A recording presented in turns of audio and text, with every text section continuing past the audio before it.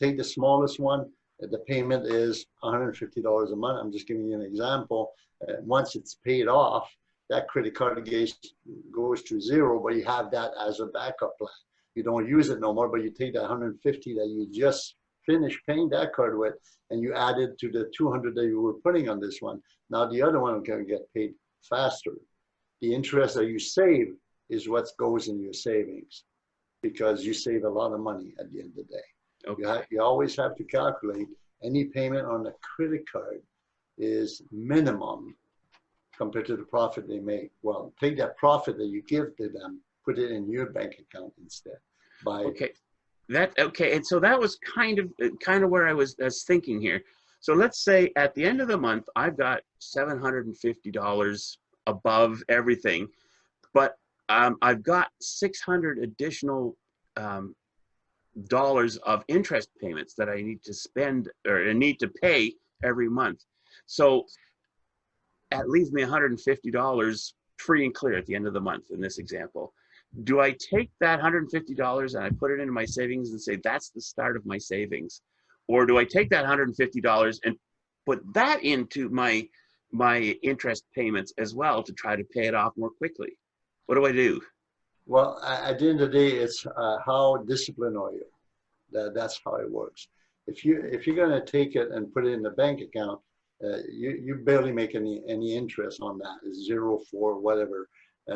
If you have a credit card, instead of paying the interest that's on it, the goal is to minimize it as low as you can to get it to the point. But if you bring it 0 and tomorrow you turn around and you can spend $600 on a screen TV, you're just rolling the ball. Okay, and the snowball just gets bigger because you always have a debt to pay.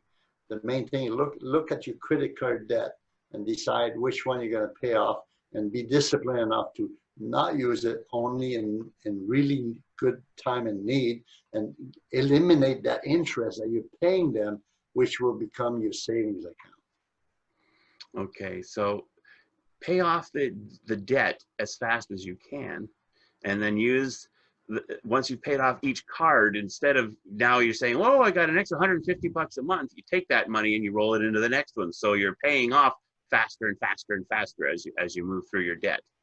A lot of people do that, Bob, but the problem they have is the people go out at the malls and then, well, I like that. So credit card comes out. And why it's so easy, if they were to they want to buy an item, let's say makeup, whatever, and it's $80. If they take a credit card, it's cha-ching, done, they don't even see it. They see it when their invoice coming in.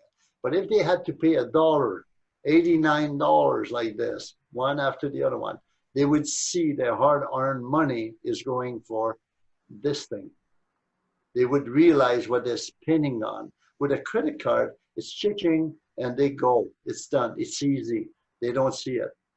The shock is at the end of the month when the invoice comes in. Oh, I can't pay it out. Well, I'll pay minimum. Well, they don't realize because they don't see it. If the money that they're paying the interest to the creditor was in front of them and then would disappear, they would say, oh, out of my $200 payment, only $50 goes on the credit card and the rest goes in their pocket. I don't like that. Got it. That would change their thinking at the end of the day. So does that mean a debit card is a good thing, or does that also make it too easy to buy stuff? Well, a debit card is what you have there. If you use it, if you pass 10 cents of what you have in there, you won't be able to, it will be declined. That's the difference. A credit card, you could have a limit of 1,000, and if you go to 1,015, they would let you use it because there's an extra charge for overdraft. So again, they make more money with you. So it costs you money every time you don't do it the right way. Got it.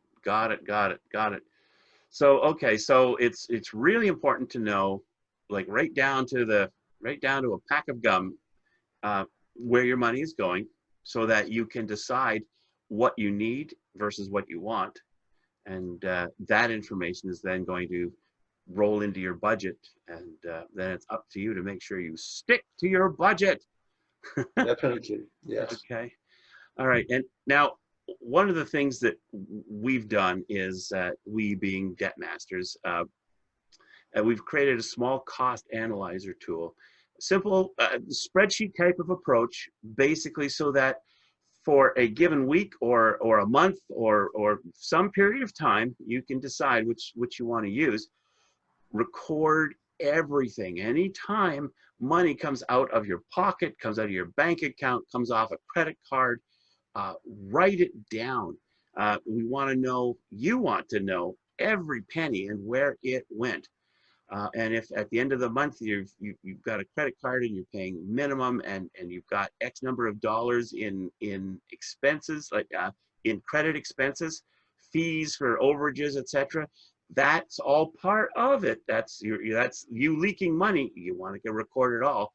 And then at the end of the day, there's some analytical tools there so that you can bunch things together. So for example, you're spending every day, you're going out for, a Starbucks coffee, morning, noon and afternoon, and maybe you're buying a donut or some kind of a pastry or a treat in there as well. Seeing at the end of the month or at the end of the week or whatever period of time you're doing it for, just how much money you've put into that little visit.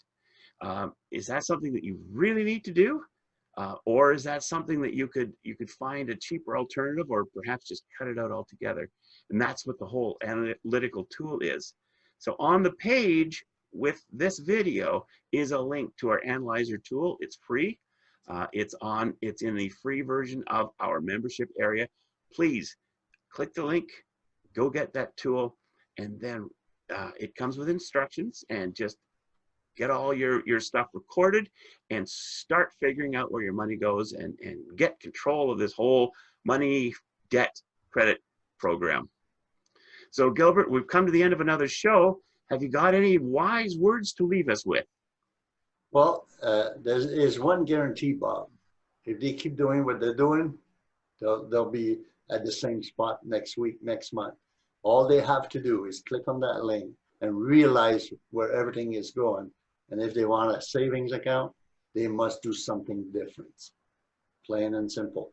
Okay. I cannot do it for them. You cannot do it for them. They have to do it themselves. They have to realize it, and then they decide what kind of future they want to have.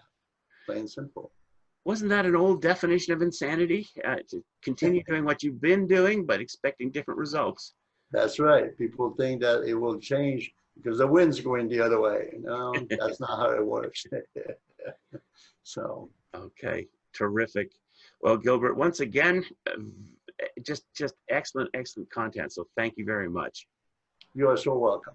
Okay, and folks, get the analyzer, give it a try, and if you're having problems, if you're having questions, if you're looking for a way forward, click the other link and set up an appointment with one of our certified specialists and get your situation analyzed and get the steps customized for you. This is what it's going to take to get you from where you're at to where you want to be. So until next week, everybody, I hope we'll see you next week. And in the meantime, thank you for coming. Have an awesome week. Thank you. Take care.